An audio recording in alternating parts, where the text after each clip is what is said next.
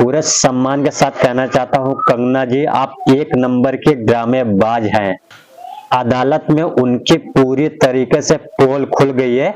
जैसा कि आपको पता होगा दोस्तों, इमरजेंसी मूवी उनकी सेंसर बोर्ड में फंसी हुई है। सेंसर बोर्ड ने उन्हें सर्टिफिकेट नहीं दिया है। जी एंटरटेनमेंट के वकील ने इस बात का खुलासा किया हुआ है कि उनकी मूवी का विरोध कोई और नहीं, भारतीय जनता पार्टी कर रही है। तो दोस्तों, भारतीय जनता पार्टी को इस बात का बहुत बड़ा डर है कि अगर इमरजेंसी रिलीज होती है तो हरियाणा चुनाव में उन्हें भारी नुकसान हो सकता है, क्योंकि हरियाणा में सिखों का बहुत बड़ा वोट है।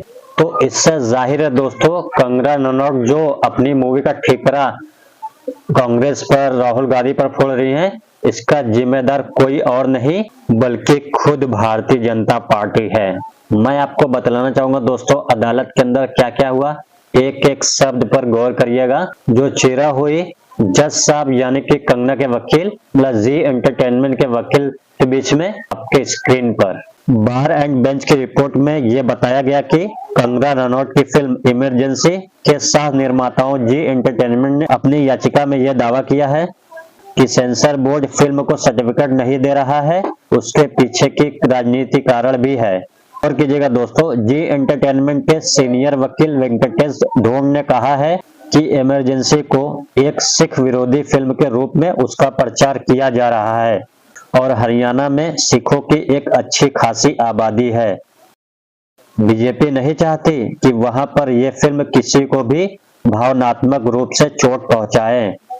और आगे वकील क्या कहते हैं, वकील का दावा है कि भारतीय जनता पार्टी को यह डर सता रहा है कि अगर वह यह फिल्म रिलीज करते हैं तो इसका असर हरियाणा के इलेक्शन पर पड़ सकता है। और उन्होंने ये भी कहा कि इस फिल्म की सह निर्माता खुद भी बीजेपी सांसद हैं। 25 सितंबर तक कंगना की फिल्म को लेकर सीबीएफसी की तरफ से क्या फैसला आता है, इस पर सबकी नजरें बनी हैं। तो दोस्तों, आपको पता है अदालत के अंदर जज साहब ने सीधे जी एंटरटेनमेंट के वकील से पूछा है कि कंगना तो भारतीय जनता पार्टी की नेता और सांसद हैं, तो क्या आप ये कह रहे हैं कंगना रनौत की मूवी भारतीय जनता पार्टी खुद विरोध कर रही है? तो इसके जवाब में वकील साहब ने कहा, जी हाँ, खुद भाजपा इस मूवी के खिलाफ रोड़े डाल रही है। कितना ड्रामा किया था आपने, पता दोस्तों, राहुल गांधी के खिलाफ, कांग्रेस के खिलाफ कितना ड्रामा किया था कंगना रनौत ने, जबकि वो मूवी का मकसद सिर्फ एक प्रोपेगेंडा फैलाना है।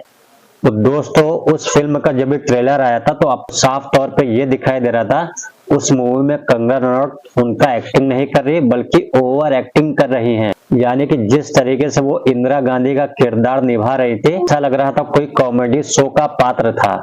और सबसे बड़ी बात दोस्तों, इंदिरा गांधी के खिलाफ दुष्प्रचार, यह कहना कि उन्होंने पाकिस्तान को दो फाड़ किया था और अब वो भारत को बांटना चाहती है। और ये मेरे शब्द नहीं है, ये कंगना रनौत के खुद के शब्द है। उन्होंने 24 को इंटरव्यू को देते हुए बोला, जब पाकिस्तान का विभाजन किया तो उनका एकमात्र उद्देश्य जो है पाकिस्तान का हो गया, हमारा देश भी डिवाइड होना चाहिए। इस ट्रेलर में कुछ और भी चीजें दिखाई दी गई हैं दोस्तों। इस ट्रेलर में Indira is India, India is Indira, जबकि आपको पता होगा दोस्तों, ये बयान इंदिरा गांधी का नहीं था, जबकि उसका एक चाटुकार DK बरुआ, उसने ये बात बोली थी। उसने ही ये बयान दिया था, Indira is India, India is Indira. But आपको दोस्तों पता है कंगना का काम है वाहियात बातें करना।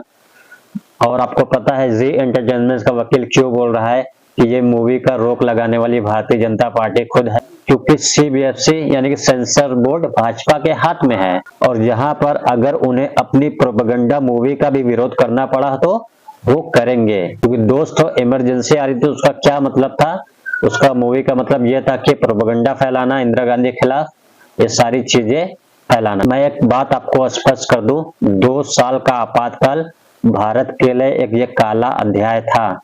मगर ये कहना इंदिरा गांधी भारत का बंटवारा करना चाहती हैं, और ये बात कंगना ने एक इंटरव्यू में कही जो अभी अभी मैंने आपको सुनाया दोस्त। और दिलचस्प बात यह है दोस्तों, हाल ही में कंगना रनौत ने अपने फिल्म के प्रचार के लिए ढेरों इंटरव्यू दे रही थी और हर एक इंटरव्यू में वो अपने आप को एक्सपोज कर रही थी। मसलन एक इंटरव्यू में उन्होंने ये कहा कि राहुल गांधी को नेता प्रतिपक्ष कैसे बनाया जा सकता है। हालांकि एंकर ने यह स्पष्ट किया कि लोकसभा सीट के 10% सीटें जिसके आती हैं उसे नेता प्रतिपक्ष चुना जा सकता है, बट ये मोहतरमा को इतना नहीं पता कि नेता प्रतिपक्ष कैसे चुना जाता है या उनकी कांग्रेस की 99 सीटें लोकसभा में आई हैं। तो देखिए दोस्तों स्क्रीन पर।